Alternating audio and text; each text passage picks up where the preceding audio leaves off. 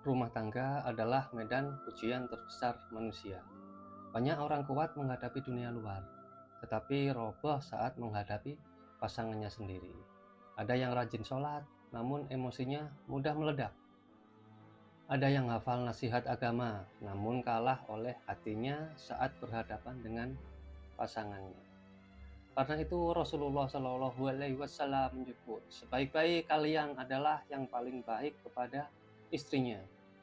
Dan yang paling baik kepada istrinya tentunya lebih baik kepada Allah. Rumah tangga itu bukan sekedar dua orang yang tinggal dalam satu rumah. Ia adalah dua jiwa yang menumbuhkan kehidupan dengan ego, luka masa lalu, kebiasaan, ketakutan, harapan, dan kerapuhan masing-masing. Dan disinilah banyak masalah bermula. Rumah tangga tidak hancur ketika tidak ada cinta. Kebanyakan rumah tangga retak justru karena cinta yang tidak ditempatkan dengan benar. Dua orang saling berhadapan, dua orang yang saling berharap, saling menggantungkan rasa aman, saling menuntut pengertian, namun lupa bahwa tempat bersandar utama bukanlah pasangan, melainkan Allah. Ketika pasangan dijadikan sumber kebahagiaan, maka sedikit saja ia gagal memenuhi harapan tersebut, kekecewaan pun muncul. Dan kekecewaan melahirkan emosi. Dari emosi lahir pertengkaran. Padahal dalam rumah tangga bukan tempat untuk menagih kebahagiaan, melainkan tempat bersama belajar tauhid. Dan hal ini akan kita bahas lebih mendalam. Salah satu penyebab pertengkaran paling sering adalah perbedaan cara berpikir antara suami dan istri. Laki-laki cenderung berpikir logis dan solusi, sementara perempuan bermain dengan rasa.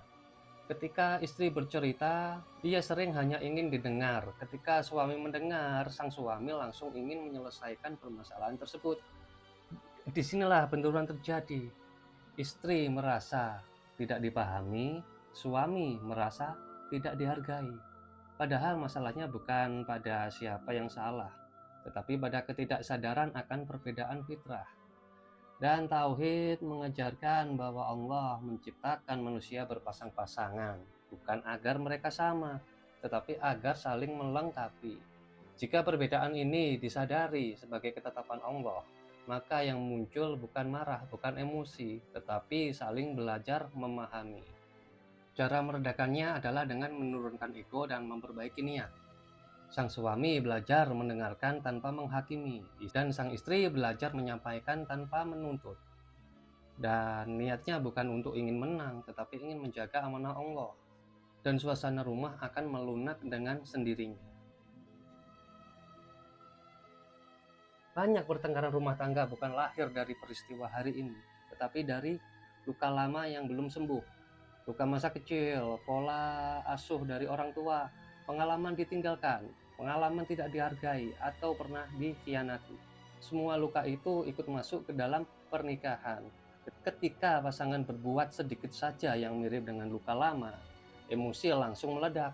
Padahal pasangan tersebut tidak tahu apa-apa. Ia hanya menjadi pemicu, bukan penyebabnya. Dalam tauhid kita diajarkan bahwa setiap luka adalah sarana untuk penyucian. Allah tidak menyatukan dua jiwa secara kebetulan. Pasangan yang dihadirkan Allah kepada kita itu untuk menyembuhkan luka, bukan untuk memperparahnya.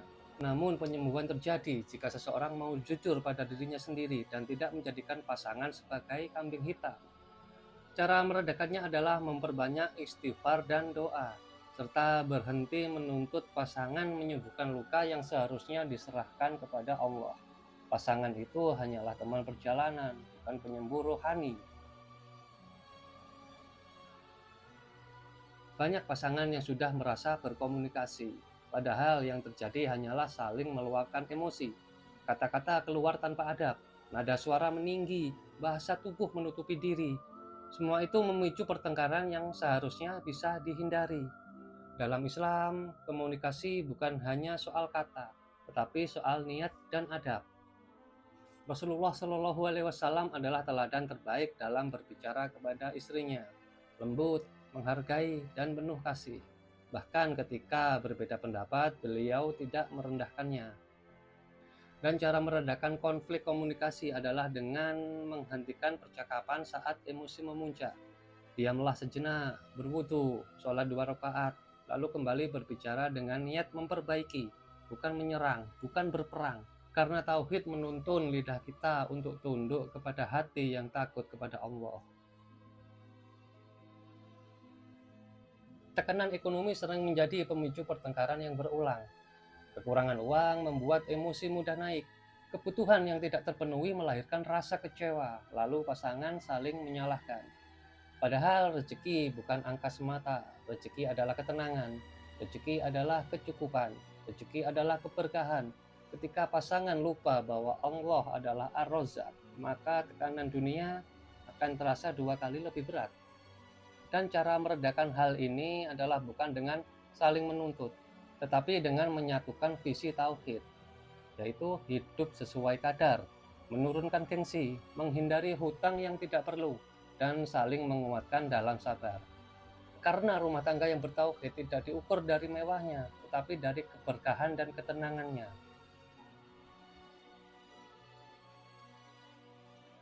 Pertengkaran sering muncul karena terlalu banyak pihak yang masuk ke dalam rumah tangga kita, seperti orang tua, mertua, saudara, bahkan teman ikut memberi komentar dan penilaian. Setiap komentar disimpan di hati, lalu diledakkan dalam pertengkaran. Islam mengajarkan bahwa rumah tangga adalah amanah yang harus dijaga aibnya. Terlalu banyak cerita keluar hanya akan memperbesar masalah. Pasangan menjadi saling curiga dan tidak aman. Cara meredakannya adalah dengan memperkuat komunikasi internal dan menjaga batas dari pihak luar. Curhatlah kepada Allah dalam sholat sebelum kepada manusia. Jikapun kita harus berbagi, maka pilihlah orang yang bijak dan amanah. Penyebab pertengkaran yang paling merusak adalah ego. Keinginan untuk selalu benar, tidak mau mengalah, tidak mau meminta maaf. Padahal dalam rumah tangga yang selalu ingin menang biasanya akan kalah dalam ketenangan. Dan dalam tauhid diajarkan bahwa kemuliaan bukan terletak pada menang debat, tetapi pada tunduknya hati kepada Allah. Rasulullah Shallallahu Alaihi Wasallam memilih diam dan mengalah demi menjaga hati orang yang dicintainya. Dan cara meredakan ego adalah dengan mengingat kematian, mengingat bahwa semua ini hanyalah sementara, mengingat bahwa yang akan ditanya Allah bukan siapa yang menang, tetapi siapa yang paling menjaga amanah. Apa yang seharusnya kita lakukan ketika pertengkaran dalam rumah tangga sudah terjadi? Lakukan ini. Diam sejenak, tarik nafas perlahan, ucapkan dalam hati, la haula wala quwata illa billah. Lalu sambungkan hati kita kepada Rasulullah Shallallahu Alaihi Wasallam dengan adab, dengan penuh cinta, dengan meminta bimbingan beliau. Ya Sayyidi ya Rasulullah, ya Sayyidi ya Rasulullah, ya Sayyidi ya Rasulullah. Ucapkan dalam hati dengan rasa butuh akan bimbingan beliau. Dan ini bukan untuk meminta solusi, tetapi untuk menundukkan ego yang menghadirkan adab Nabi dalam sikap dan tata krama kita. Setelah emosi dalam hati menurun, barulah kita berbicara. Biasanya kata-kata akan jauh lebih lembut ketika kita tenang. Pertengkaran antara suami istri itu bukan tanda kegagalan. Ia adalah tanda bahwa ada bagian hati yang perlu dibenahi. Jika setiap konflik dikembalikan kepada Allah, maka pertengkaran tidak akan pernah memecah, tetapi menyatukan. Rumah tangga yang selamat bukan rumah tangga yang tanpa konflik, tetapi yang selalu kembali kepada tauhid dan adab Rasulullah Shallallahu Alaihi Wasallam. Di sanalah ketenangan tingkat tinggi berada, di sanalah cinta tumbuh dewasa.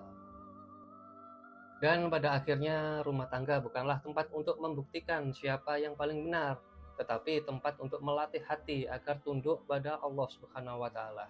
Setiap pertengkaran adalah cermin, bukan untuk menyalahkan pasangan, melainkan untuk melihat ke dalam diri kita sendiri. Sudah sejauh mana tauhid kita bekerja dalam sikap, ucapan, dan keputusan. Dan jika suami istri sama-sama kembali menjadikan Allah sebagai pusat sandaran, maka masalah sebesar apapun akan mengecil dengan sendirinya. Dan ketika hati mulai terasa berat, adabkan diri dengan menyebut penuh hormat kepada Rasulullah Shallallahu Alaihi Wasallam. Panggil-panggil beliau, ya Sayyidi ya Rasulullah, ya Sayyidi ya Rasulullah, ya Sayyidi ya Rasulullah. agar cinta kita diarahkan, ego dilunakkan, dan rumah tangga tetap berjalan di jalan tauhid sampai akhir hayat.